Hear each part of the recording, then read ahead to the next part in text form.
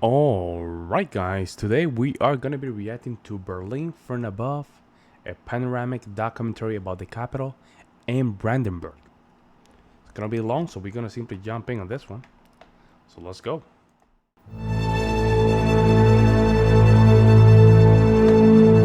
A land so wide and open, with water and forests and hidden places. It's the area surrounding the German capital, in the northeast, close to Poland. And within this landscape, right in the middle of it, lies another world. A city, so dense and yet so free. From above you can see the beauty of this region. From above you can see the possibilities, not the borders. 6 million people live and work here. A center of science and a metropolis of culture. East and West having grown together following years of separation. The city has strengths and potential for both the young and the old. It is uniquely attractive amongst the 11 European metropolitan regions.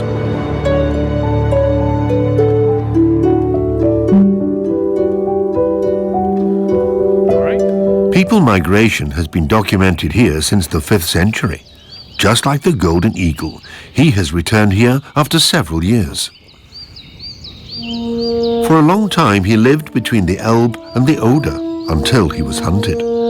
2 world wars, a separation and a reunification. Later the King of the Skies was seen again. But will he stay?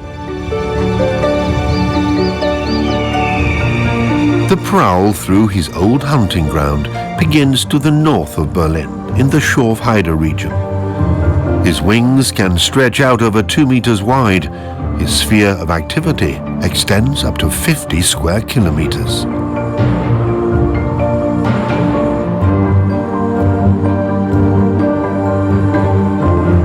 Berlin is surrounded by water, alternating between rivers and lakes.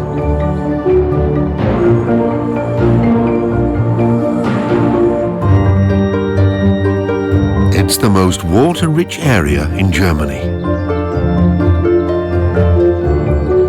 An old water tower on the border of Berlin in Joachimsthal. Half a home, half a viewing tower, with a view that looks far out into the distance, onto a landscape formed by the Ice Age.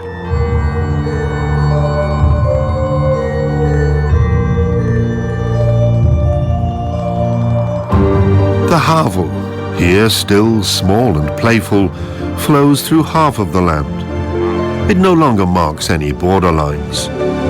It separates people now just as little as the Spree or the Landwehr Canal, functioning rather as a lifeline connecting the I'm very surprised how much green there is in Berlin. A lot of green, so I'm very surprised. Regions, towns and federal state. With 3.5 million residents, Berlin is the largest and most populous municipality in Germany. The days of the GDR are now long gone. It is still visible how the state envisioned this very communist kind of building, right? When I went to Bulgaria, they still had very communist kind of architecture, and they look like that. Very plain Jane. Modern city to be, cast in concrete slabs, just like here in Neuruppin, a small town northwest of Berlin. Barracks once shaped this cityscape. Once the soldiers of Frederick the Great marched here. Neuruppin is occasionally regarded as the most Prussian of all Prussian towns.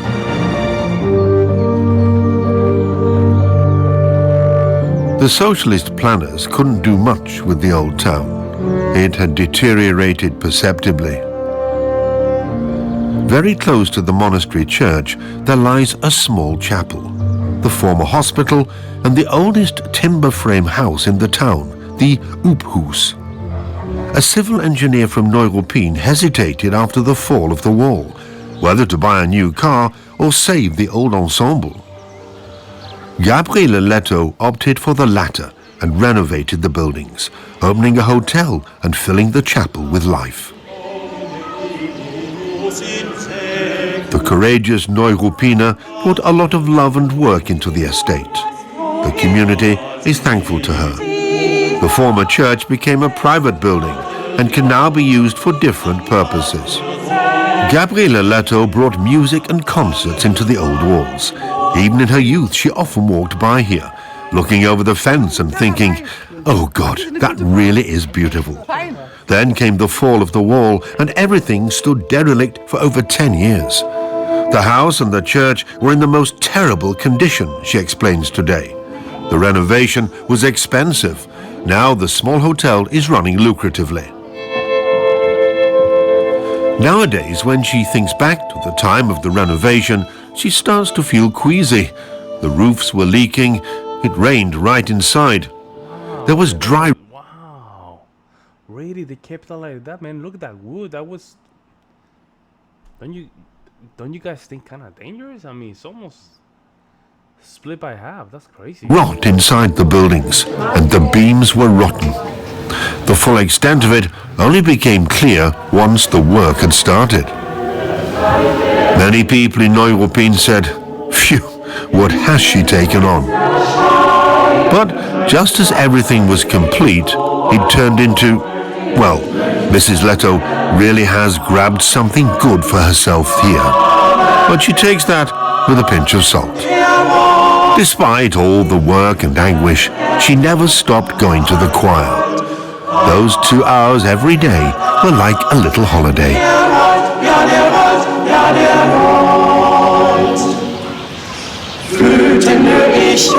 The journey continues, Berlin bound.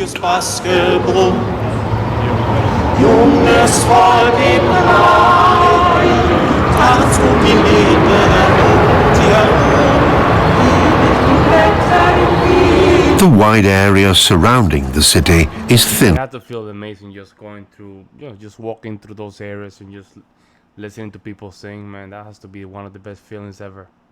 One of the best feelings ever. There's something about, I think that's more like a Renaissance or early Baroque. I might be wrong. Let me know in the comment section. Populated. The GDR opted for large-scale agriculture over industrial centers. Only now are the city dwellers starting to rediscover the surrounding landscape.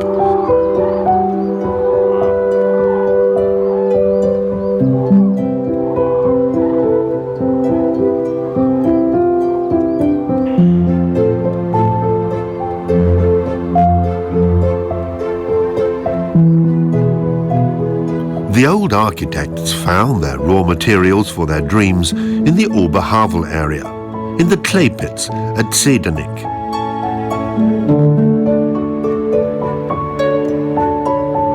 Bricks were fired here for over 100 years. When reunification came, the last brickyard had to close. But the stones that Berlin was built from came from here and were shipped across the Havel.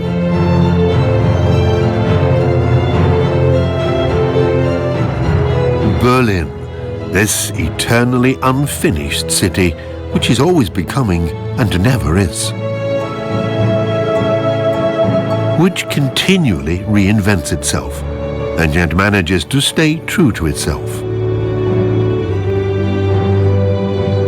The capital city on the Spree, city of change, between old and new, between random and enchanting.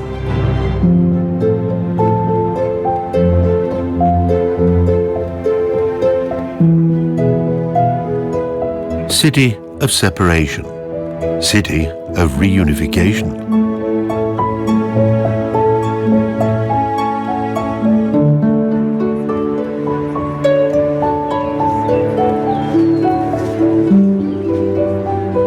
City of dreams, city of abyss.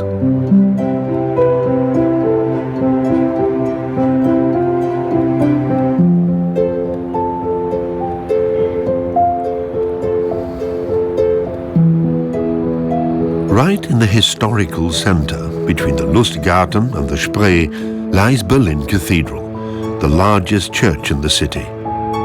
Below, in the burial vault, lie rows of the Hohenzollern family. And up on the roof, lives are buzzing, approximately 40,000 of them. Uwe Maudt is a teacher.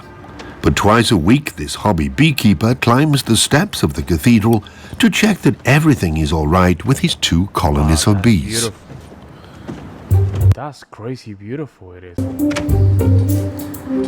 a lot of mosquitoes, huh? Oh no, that's our bees. The bees already look wonderfully mature, he says.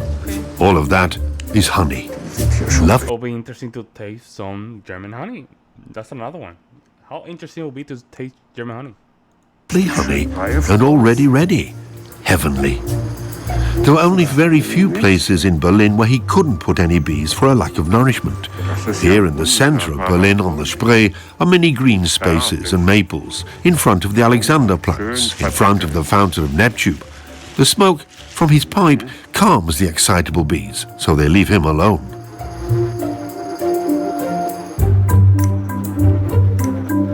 The yield of honey is magnificent. All around the cathedral, chestnut and lime trees are in full bloom, so the bees always find food until the middle of July. The honey is harvested throughout the whole year. His bees never have a dry spell.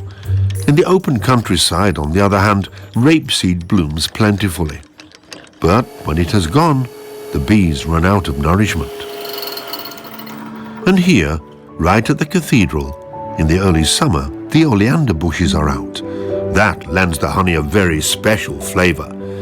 So delicious, what a joy.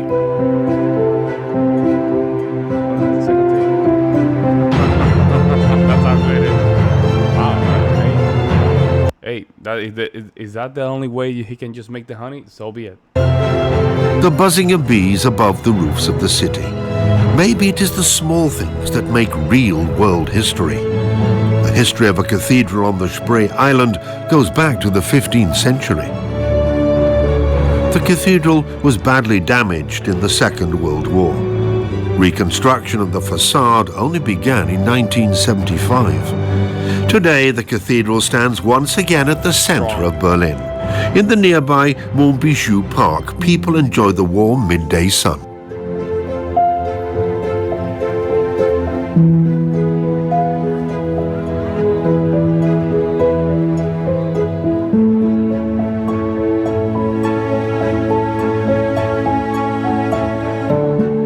The Havel flows out into the country again. It is noticeable in the air how much the region is shaped by water. It's a lot of water. Brandenburg on the Havel. Cathedral Island, the cradle of the March of Brandenburg, built on the ruins of the Brandenburg Hill.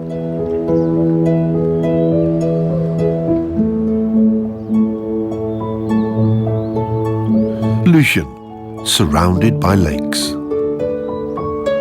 The town of Rafsman. That's beautiful, wow. And right in the north, Prenzlau, with its imposing Church of Mary. Its high church towers distract us from any sense of atheism. With the beauty of the landscape, you'd never know that fewer and fewer people Interesting statement that he said there. see their future here. Brandenburg, the federal state around Berlin, becomes less and less populated towards its outer edges. The state is shrinking.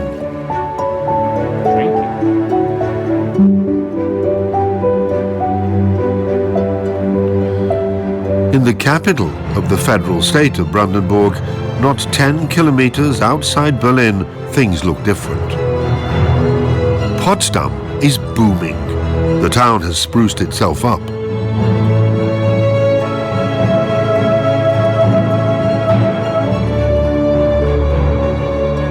Away from the inner city is the Olympic Center, on the site of a former airship base, right where the Count Zeppelins once circulated. Top athletes have trained here since GDR times, right up until today.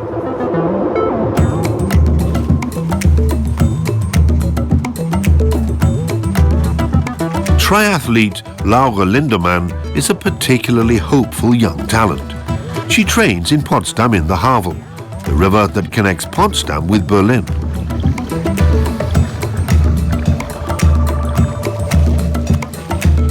I train in the mornings, she says, and go to school afterwards.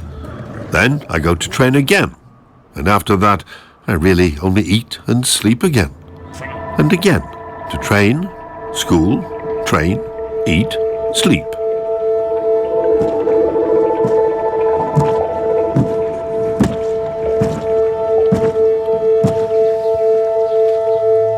Sometimes she stops to rethink her everyday life, like not hanging around the swimming pool until 8 p.m. again.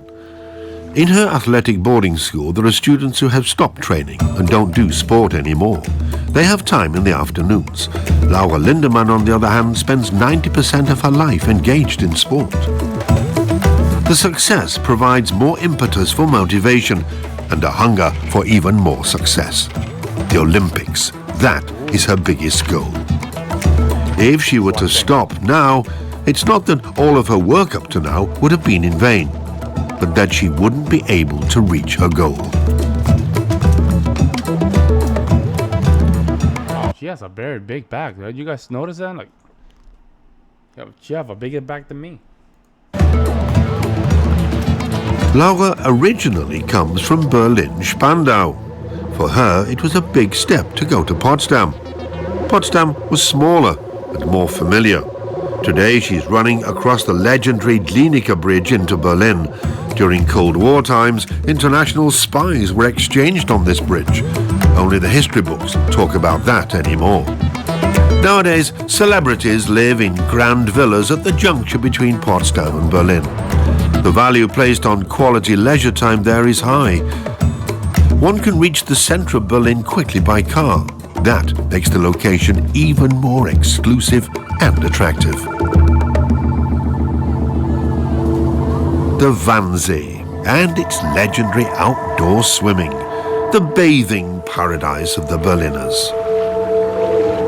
Nearby, a small ferry connects the mainland with Peacock Island, the refuge. Now, is that ferry free? Can you go there without paying? You just hop in. There might be like a, I guess like a minimum, right? Like minimum capacity.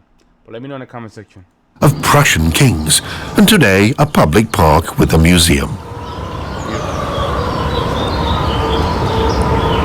Of course, Berlin would not be Berlin if every place weren't steeped in history. Here in the southwest were the main American headquarters. Thousands of soldiers were once stationed in the western part of the city. A candy bomber, the museum on Kleeallee, alongside the former soldiers' cinema, behind the houses of the former occupying forces.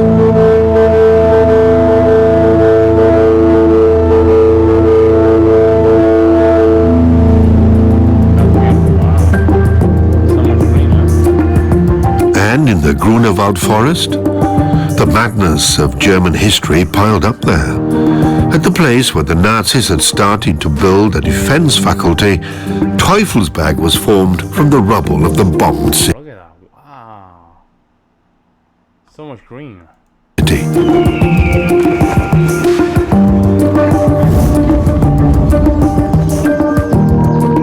And up here, in the early 50s, the Americans and the British built a listening station in the Cold War.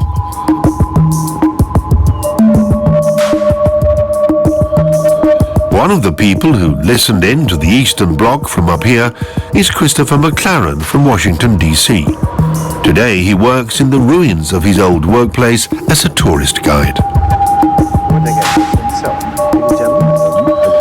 Welcome to Teufelsberg. McLaren greets his small group on this particular day. Right now you're actually in my office, he says. This is where his desk was. The ceiling was lower back then because the cable ducts were built above the offices. There must have been hundreds of kilometers of cable, McLaren estimates. Now all of that is gone, and it looks kind of pathetic compared to how it was. None of the US Americans came into these rooms back then. It was all a top-secret, restricted zone. The station at Teufelsberg was a kind of premonition. McLaren explains that they always joked about hearing the Soviet leader Leonid Brezhnev brushing his teeth in Moscow.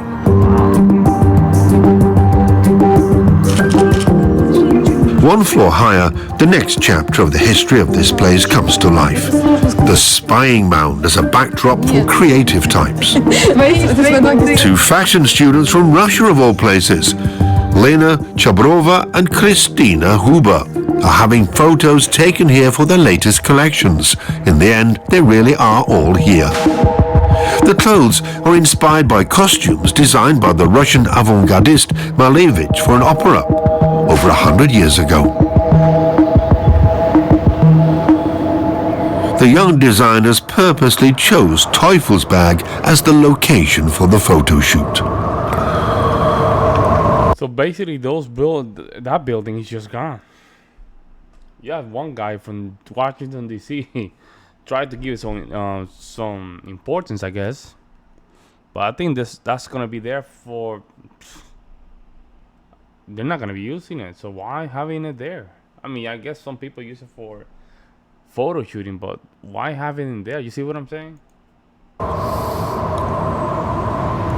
Berlin has always been a desirable place, a destination for millions of visitors and a new home for people from all over the world.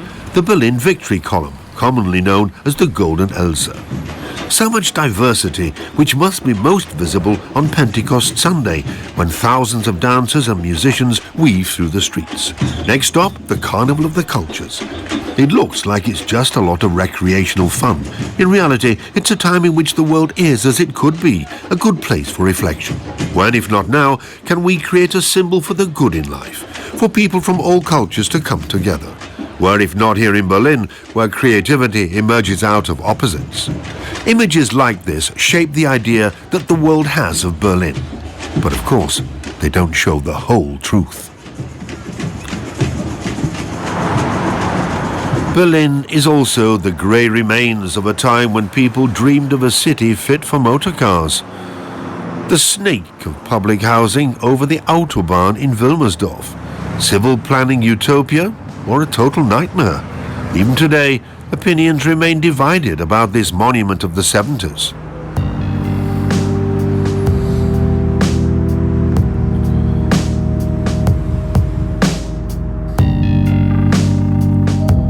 Gropiusstadt, an answer to the housing crisis in West Berlin.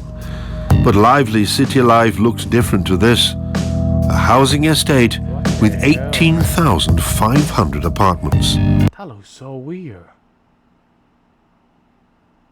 That looks super weird. A social hotbed and low cost. Oh my God, that looks so plain Jane. What the hell? No, I don't know. Look kind of weird. Living space.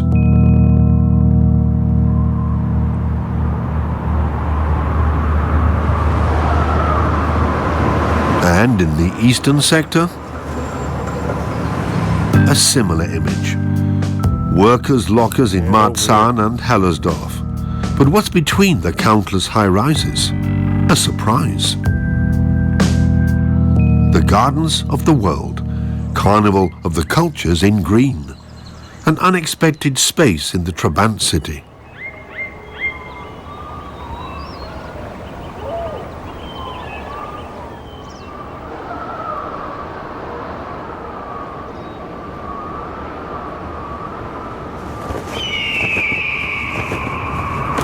Anyone coming into the city from the east via Frankfurter Allee will notice a giant eye-catching mural.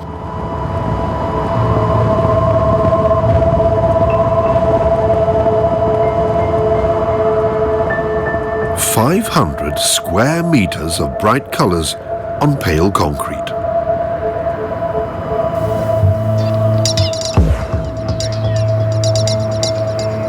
Just opposite, the former headquarters of the secret police of the GDR, the Ministry for State Security. In the heart of Lichtenberg, here a young man has launched an incredible career. Christian Aver, who started out as a graffiti artist, is today an internationally renowned artist. His studio is still in the middle of his old neighborhood.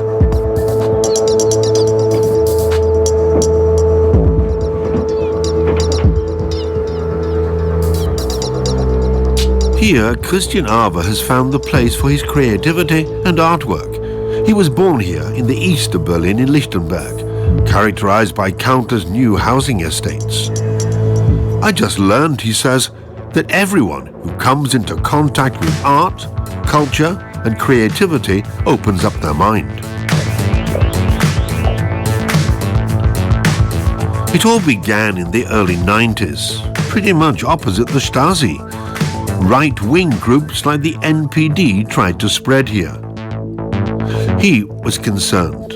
Man, we have to do something. We have to fight back. It can't be like this anymore. And so he painted on the Frankfurter Allee. For him, color is simply the energy of life. When you look at the images, at some point you start to see things, to make associations. I invite people to observe, to paint the images that are in their own heads, he says. So you see an image that at first glance is blue with a bright focal point. Blue as the color of freedom, of dreaming, of longing. He wants to present the creativity of the city, to show these lifelines, to create symbols for a new Berlin, and as such, to make a statement for freedom. Huh? So when it rains, how does he cover it? He doesn't cover it?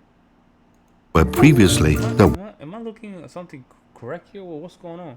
I guess from here, he'll probably cover it, right? was none.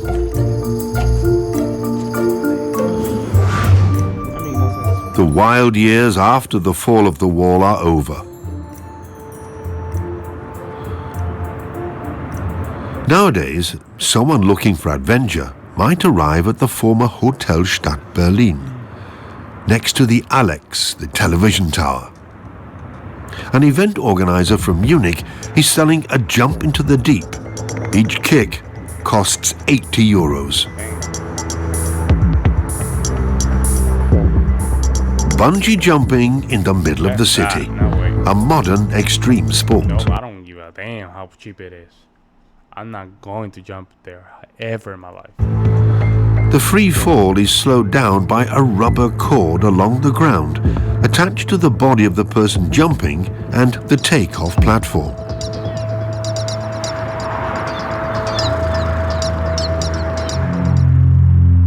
Berlin.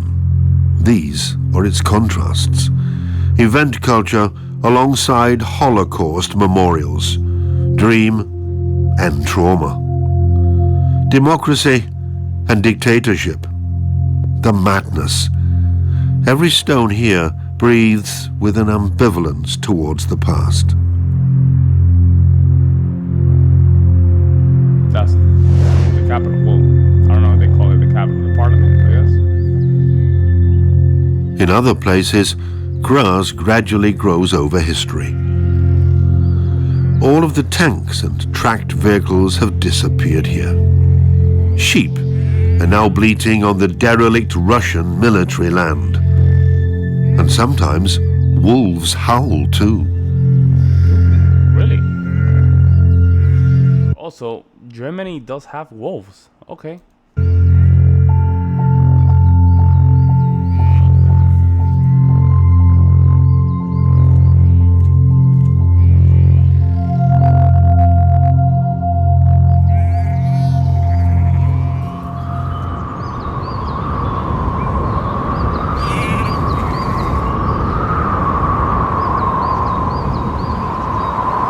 Unique natural landscapes have emerged since the occupiers withdrew almost overnight.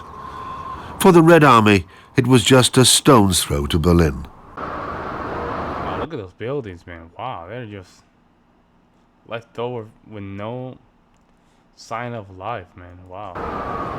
No living creatures. The military training ground at Wittstock, better known as Bombodrom, a gigantic heath landscape in the Ostprignitz region. After the Soviets, the German army wanted to erect a firing range here, but the local people protested against it. Ammunition cases, grenades, military scrap spread across an area as wide as a quarter of Berlin. Nowadays the ground is still contaminated, Yeah. but the pathways have been cleared. Yeah, I was gonna say it looks like it's contaminated, right? The first coach drivers offer rides. For example, Jürgen Strache, a professional horse keeper born and bred in this region.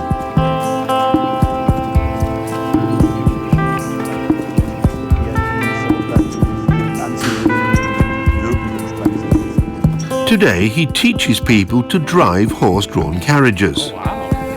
I have the most beautiful workplace, he thinks, that you could ever imagine. Here in the heathland, you can't hear any other sounds. There's no motorway. There aren't even any dogs barking from the neighborhood. Simply silence and space. The residents demonstrated for years against the firing range here.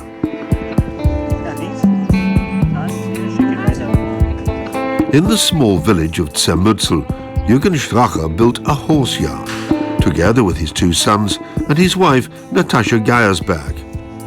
His wife is from the west and found it delicate work to settle in here. Nowadays, there is hardly any difference, she says. Their son likes to help with the work, but he doesn't see his future in the country with the horses, even as beautiful as it is right now. Damn, man, that's a beautiful tradition. You don't want to keep it, man. You don't want to keep that bloodline going, man. Come on. The German army's decision not to use this as a training area was a stroke of luck for both of them. Yeah. When the news became known, people threw their arms around each other, who, under other circumstances, would very likely not have done. For the people in the region, it was a wonderful feeling to have achieved so much together. Both of them have fulfilled one of their major dreams in life. He always wanted to do something with horses, and so did she. And then they met. So they never want to leave here anymore. The area is far too beautiful for that. I agree. I agree. Jackpot. Jackpot. It's beautiful. There's water, there's neighbors, good tradition, probably church. It's perfect. In the sky above the March of Brandenburg.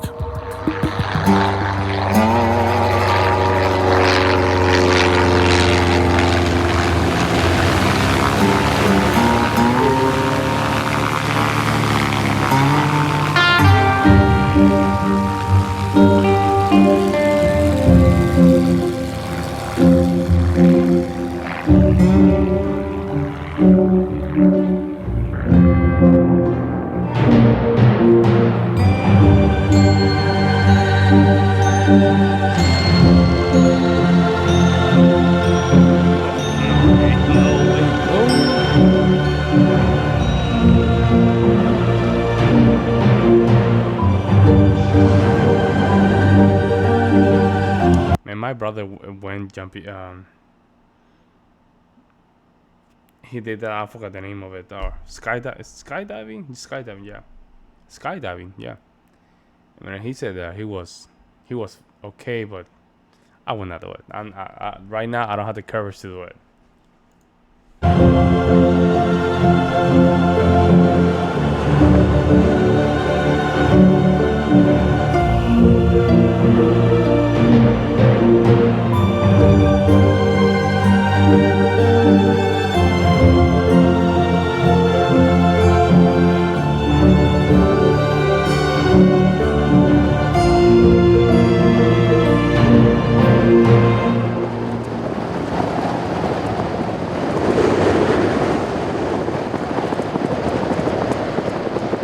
Right in the northeast of the state, in Uckermark, there are two things that many city folk don't know about.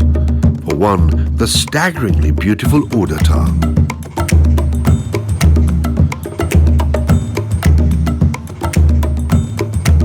For another, the oil refinery in Schwedt. Almost all of the petrol for Berlin, all of the diesel, the domestic fuel oil and kerosene are produced here. Without Schwedt, nothing in Berlin would function. That is like a nuclear plant.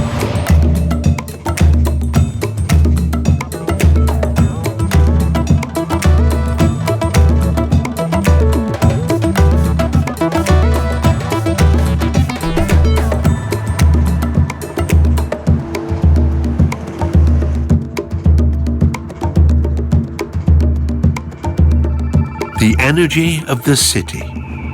On some days, everything vibrates. Cars, trains, people. It simmers and bubbles out onto the streets, in squares, and in the parks.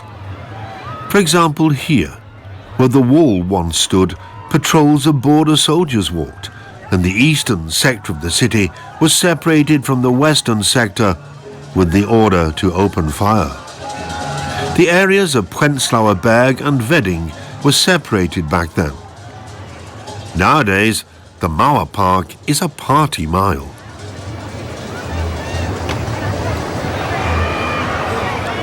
Just a few meters further, the fun comes to a halt. The same border strip at Bernauer Straße. Memorial. The final resting place of a huge wound that will never completely heal. The wall stood for almost 30 years, from August the 13th, 1962, up to November the 9th, 1989. The German That's very impressive. They kept it like that. division came to an end without a single shot being fired.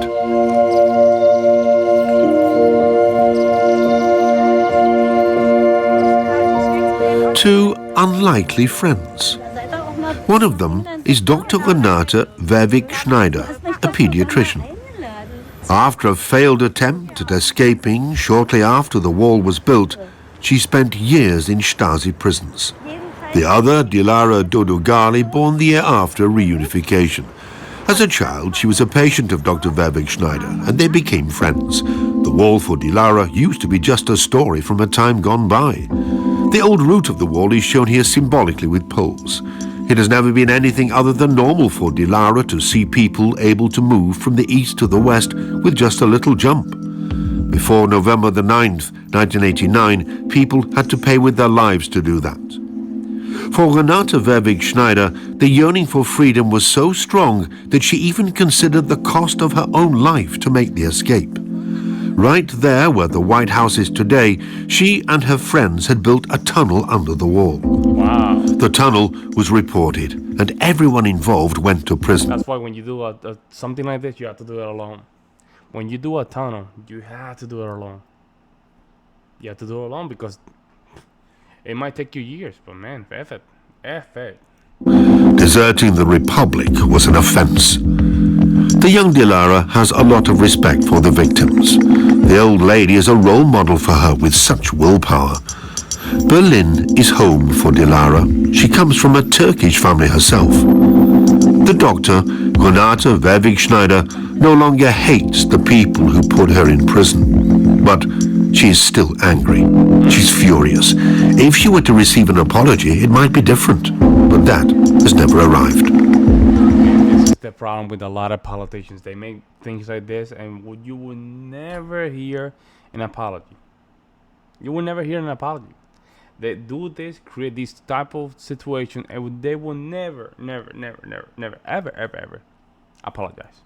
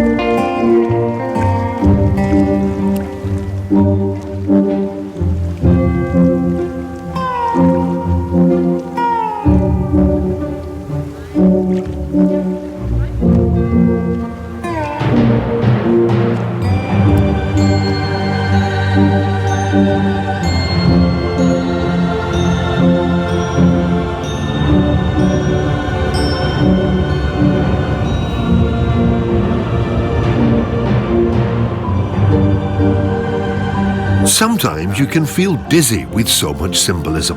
The Spree, formerly a border river.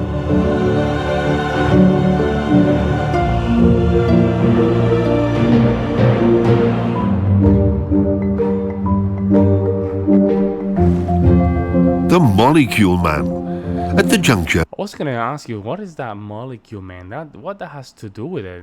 What the hell is that? What is the purpose of this? between Friedrichshain, Kreuzberg and Treptow, Kinda like a memorial for unity.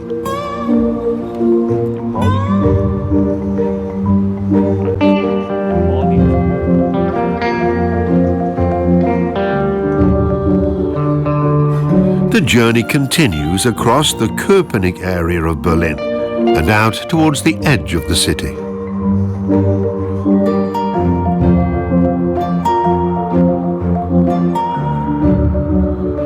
Further to the south, in Lausitz, the idyll becomes tarnished.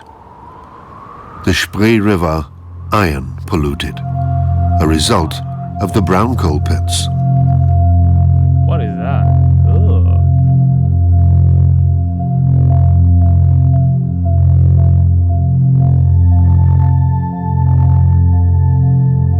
Oh, okay.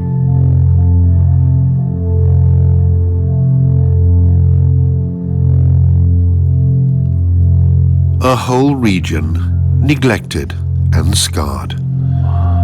The mining does give many people work, but the price that nature has to pay is immeasurable.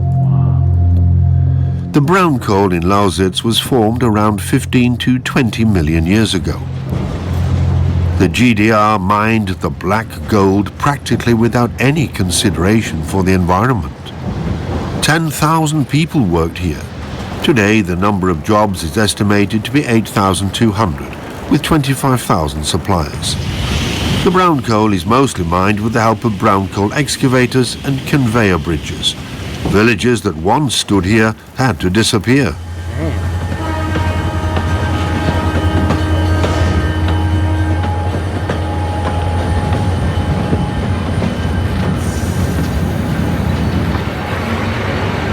The question is that you need these resources. That's the question. Do you need these resources? That's the question you have to ask. If you don't need those resources, maybe you have to stop. But it seems like Germany needs these resources from this brown mountain. But it's crazy how that just go through the river. Man, oof. A landscape has been left behind where hardly anything grows anymore.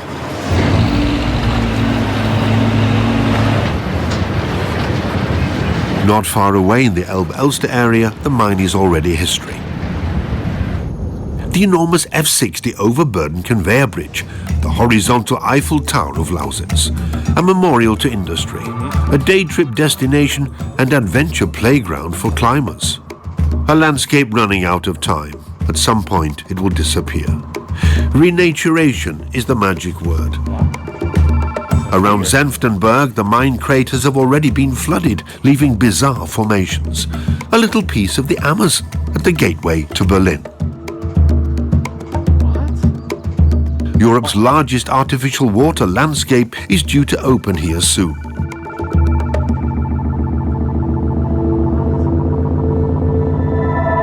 Back towards Berlin, past Belitz, the sandy soil of the March of Brandenburg, the ideal nourishing ground for its famous asparagus.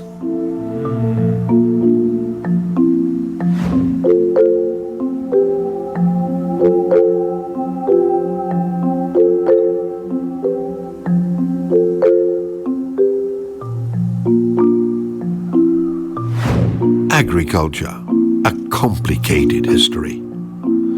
Small family-run businesses are rare. The price of land is rising. In the past, agricultural cooperatives cultivated the land. Nowadays, agricultural companies are spreading.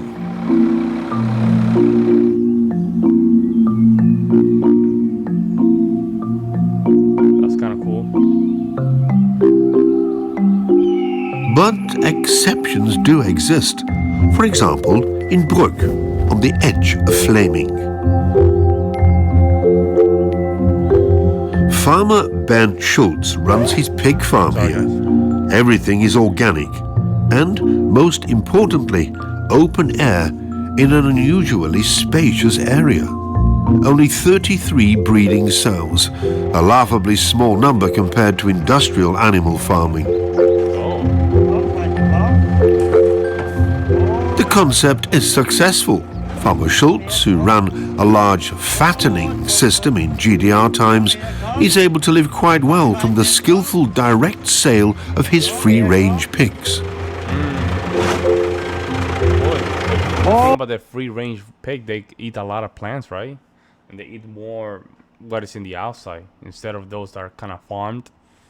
Where I don't know. There's some places that they do a horrendous job, but if they're around, you know, they're just getting the nutrients from the environment. That's fine.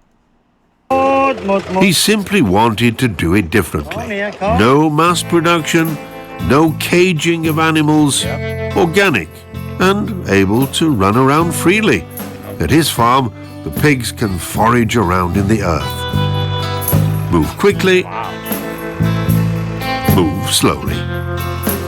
The pork is top quality. Customers from Berlin return time and again. His example is encouraging others to follow suit. The offspring are sold to young farmers who want to work just like he does. That's nice. You just have to be able to catch them.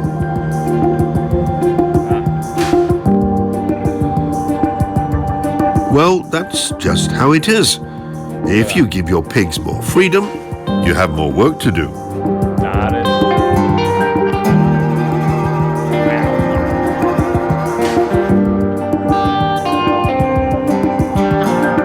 Yeah, that's the only thing. You're gonna have them running around. That's all cool and dandy, but then you have to go and just get them.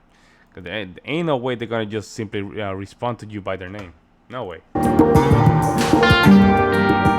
The giant forest areas are striking. Almost 40% of Brandenburg is covered with trees, above all with local pines. Monocultures, a result of fast reforestation.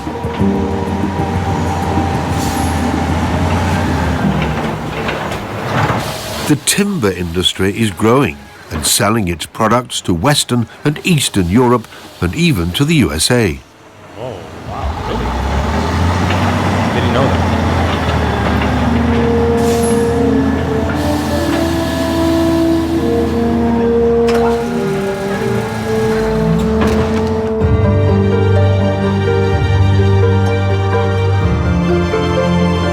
For a long time, the March of Brandenburg was noble land. The Prussian aristocracy really left its mark on the area. Tourism lives off it here. Today, the Fürstlich Drehner Palace between Luckau and Finsterwalde is a hotel.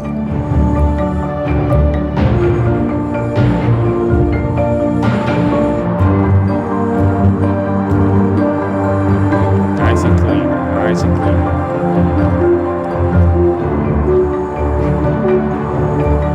And of course, the palace of all palaces, with the most famous steps in the What is that? What is that? Am I seeing something? state. Sans souci, unbelievably beautiful.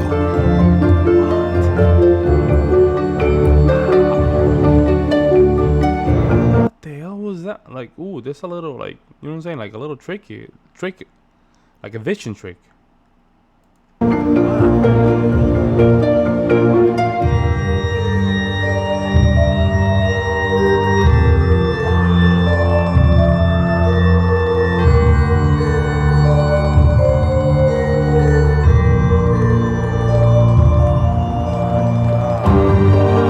Potsdam, a suburb of Berlin. The former royal residence town continues to attract the rich and powerful to this day.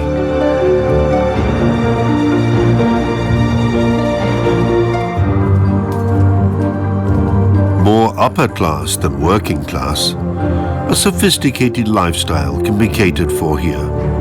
Only the king is missing. Only the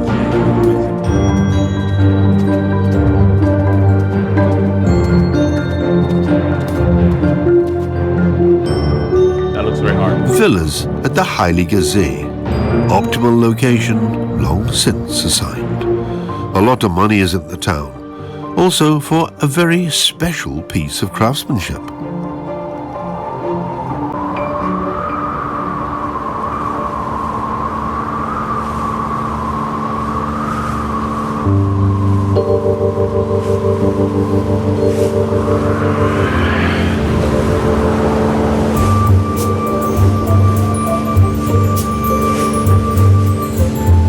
Nadine Borchardt is a boat builder, one of very few women in this profession.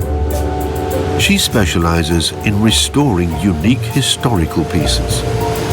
That's a nice boat, huh?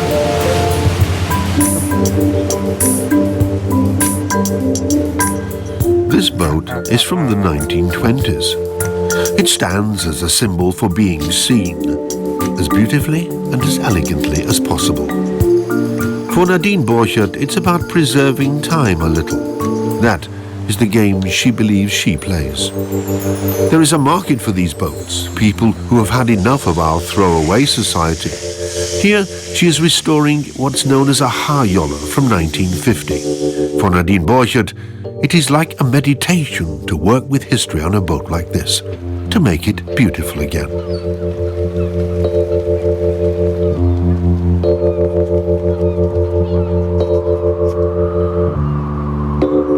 It's not about being able to afford expensive boats or not. It's precisely people like Nadine Borchardt with a real passion for their work who make a region exciting. Contrasts, diversity, life. That's what attracts people.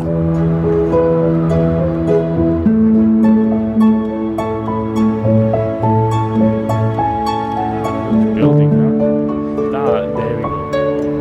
This right here looks so Eastern European. This right here. Look at that. Very Eastern European. Berlin's city centre is bursting at the seams, with building cranes quickly moving into any remaining free spaces. Too many people.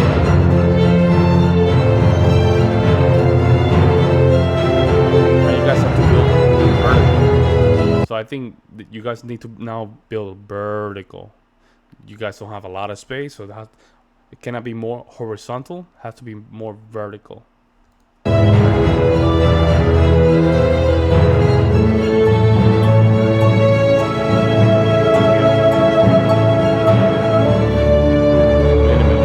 But even as it becomes fuller and fuller, the Berliners are masters at fighting for their free space. A cafe like a beach bar, only without the beach.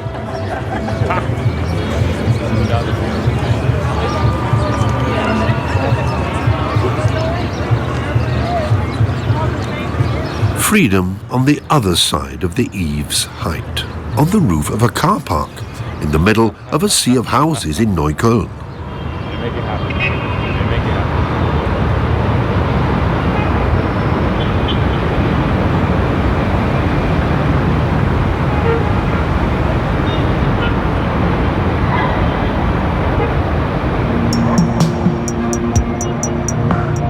And it's likely that no other place symbolizes the Berliners' urge for freedom quite like this area, Tempelhof Airport. Oh, yeah, I remember this one.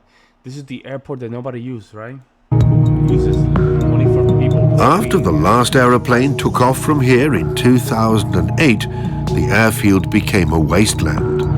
Julius Dams, an aerospace engineer who grew up next to it, became an activist and took a stand against any kind of building work. He's into extreme sport, a wind skater, a kite and a skateboard, and off he goes. This open space in the middle of Berlin, kilometers of asphalted landing strips, no cars, all undeveloped, it's the stuff of dreams. The concept for the former airport is to have no concept, and it should stay that way too, Julius Dams thinks. I agree. Just leave it for the people. Don't mess it up. Just let it be. The vote against building work was successful, so it will stay this way, right in the middle of the bustling city. Berlin seems like Germany doesn't have a lot of space, and the only space that people can walk and do stuff like that, you want to just mess it up. It's a big problem.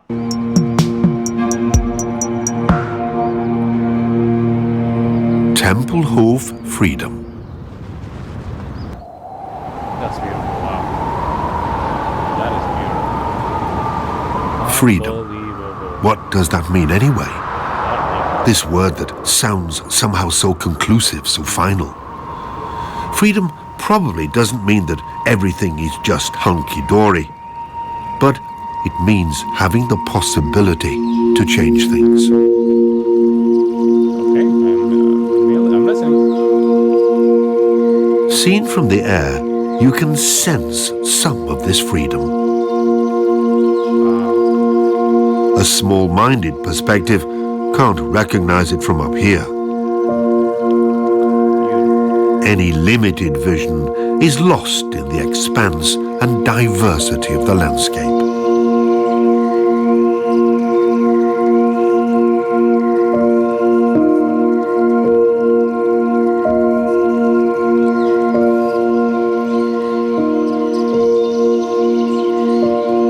The view from above shows us the open space. Town and federal state, Berlin and Brandenburg have plenty of that. And as for the golden eagle, what does he think of his former home? Is he going to stay?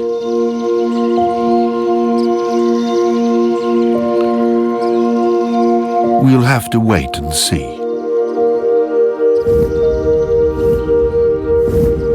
But it's looking good.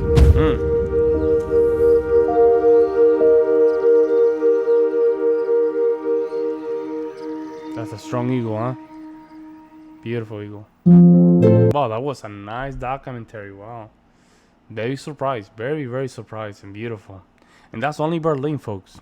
We have Dresden, we have München, we have Bavaria, all these great places to react. There's so much stuff for Germany that you can have a lifetime learning from.